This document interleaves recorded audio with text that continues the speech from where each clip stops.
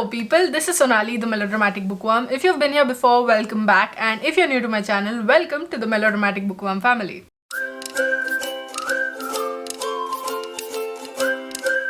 I'm here today with another book review, and in today's video I will be talking about a historical fantasy that is set centuries before our present times, and it also spans centuries, and it covers a lot of supernatural, magic, time travel, adventures and whatnot, on which the main character goes on in order to achieve something. The book I'm talking about is Something Strange Over the Yellow Lotus by Yashesh Rathod. This is the first in the Frank Carter The Complete Saga, the trilogy, and I did like the premise of this whole story, although I do have some other thoughts as well. So without rambling too much and without further ado, let's dive right into this video and let me share with you my thoughts about the historical fantasy novel called Something Strange Over the Yellow Lotus by Yashesh Rathod.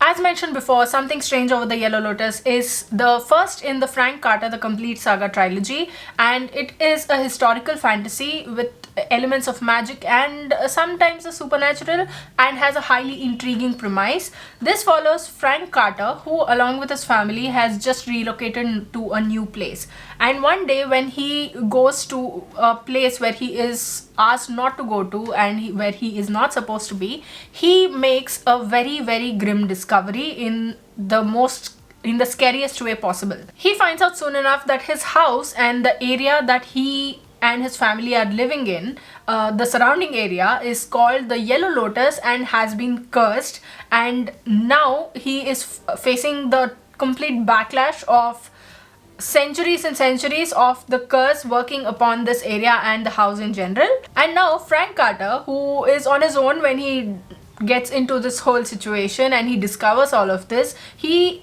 has to go through a quest through time and make allies across time, and this whole journey is filled with mishaps and adventures, and through all this he has to find out what exactly it is that is threatening to destroy his world. And when he does discover what it is, he has to join hands with the unlikeliest of allies, and he has to do things that he never thought he would be doing. But will Frank Carter have the strength to go forward with all of this? Will he have the courage to do what he has to do, but it indeed sounds really scary? How will he find the motivation to go forward? Will he be able to save his house and his parents from utter destruction? Will he be able to go back to his parents and to the time that he has come from? And will he be able to save his life as he used to know it? This forms the entire story. This is Frank Carter's story in Something Strange Over the Yellow Lotus.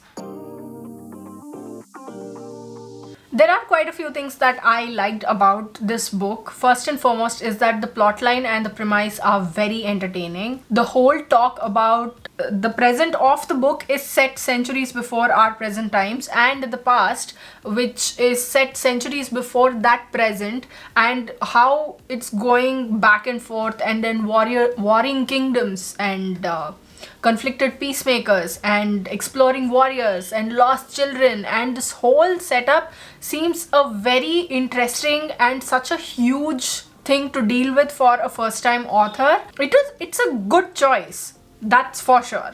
Everything that happens in the story is very unexpected, and the author manages to keep you on your toes. You want to find out what's going on, and that's what keeps you going. And the snappiness of the plot and the fast pace makes for a very good first effort in trying to mold a world that is too fantastical, but you also would accept in a heartbeat. Like, you wouldn't question it, you would just go with the flow. Despite it being a good first attempt, I feel like the author has bitten off more than he can chew, and the scope of the whole story and the way the plot lines intertwine, or they don't in some places, it feels like a very half-baked attempt, and it's a shame because the premise is so good, it's very creative, and for that kudos to the author, but the execution wasn't that great, wasn't up to par. Let me tell you what I did not enjoy that much about the book and what could be made better. First is the most obvious, the writing. The writing is childish and it's tedious and draggy in a lot of places. There are explanations that you do not need to give. It just has to go with the flow sometimes, and that did not happen. It was, in my opinion, not where it should have been for a plotline like this. Second is the time travel.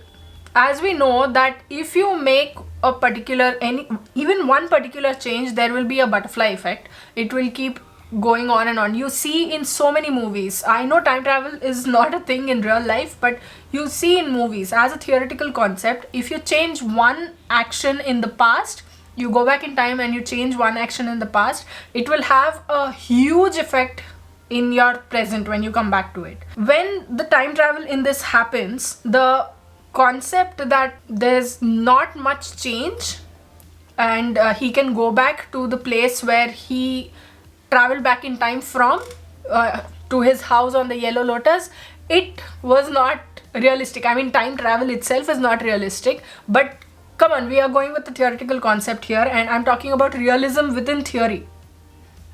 Does that make sense? Third, the main character's name. I think it's a very British name. And I think that British people have enough representation as it is, and the author could have chosen a protagonist and the people around him who were Indian.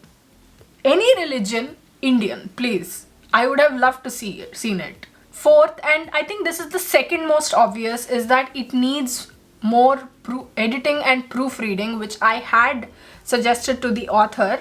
And there's so much potential in this story, in this plot line, that without the correct editing or proofreading being done, it's not exactly in that place. It's not there at a point where someone will read the book and go, wow. You have to have a lot of patience to get through the mistakes that editing and proofreading could have fixed. And that's a shame, because you don't want something like this to go to waste. Fifth, the rule of good storytelling is show, not tell. And in this book, there's a lot of telling and a lot of explanations and details are also given which are not really needed. For example, if the author is trying to say that Frank Carter left the house, he will tell the whole process. Like, he was sitting in his chair near the window in his bedroom and he got up, took few steps, he came to the door of the bedroom, and then he turned right, took 10 steps, and he came to the stairs, and then he turned onto the stairs and he got down. And there's this whole process that the author is explaining, which is not really needed. Not really, it's not needed at all. And if you could cut that down and round that off, then I would have loved this book. You have to make it crisp. Next is that there are too many spelling mistakes and grammatical mistakes to ignore it, and that's a little off-putting. And then the usage of words in places that they should not be used. Let me tell you an example. The most glaring example was that someone is introducing the wife of an old respected but dead soldier, and she's like, this woman is the wife of and relic of such and such person. A woman is not a relic. That relic is not the word to be used over there. And it's very important that you make sure that you're using the right word in that place. Relic is not used like that. And then for egg and bacon, it's written as egg and beckons. There's a lot of difference between what has to be there and what is actually there. And if these were corrected, it would make like the book about 20% better. And I hope that these changes will happen. Next is the ill-fitting and the forced humor. In order to make the writing more accessible, for lack of a better word, but the author has used words that are inappropriate for the place that they are being written in the story. There could have been other words, simpler words that could have been used that would have given the message across, delivered the message, but because these more complex words have been used, the whole flow is broken and it does not come out that well. And the last complaint that I have from this book is that there are so many loopholes that the author sort of didn't work upon as he moved forward with the story, and it felt rather too convenient that these things kept cropping up at convenient places and that there was no use for them once that particular part of the story was over. There's no all-round single character, and if there was, that could have made it a much better read. In the end, I'll just say that the plotline is a great one to launch one's writing career in, an ambitious one at that, but I just wish that it had been worked upon more. More editing and proofreading had been done, maybe some beta reading as well, and the chinks in the armor straightened out, because that's very important. That's what makes it a little jarring. And I just wish that the author had polished it more before putting it out in the world for readers to read. And yeah, otherwise it's a good, fast-paced, one-time read that you can pick up. So that was my review of Something Strange Over the Yellow Lotus by Yashesh Rathod. What did you think of this video? Did you like it? Did you not like it? What do you think of the book after watching my review? Will you be picking up this book after watching my review? Let me know in the comments below. I'd love to hear from you. If you like this video, please like it and share it to spread the word. And if you like my content and would like to see more from me, don't forget to hit subscribe and click on the bell icon beside the subscribe button to get notified as and when I post new videos. Thanks for watching. I'll see you in the next video. Until next time, keep reading, keep watching, and add melodrama to your life.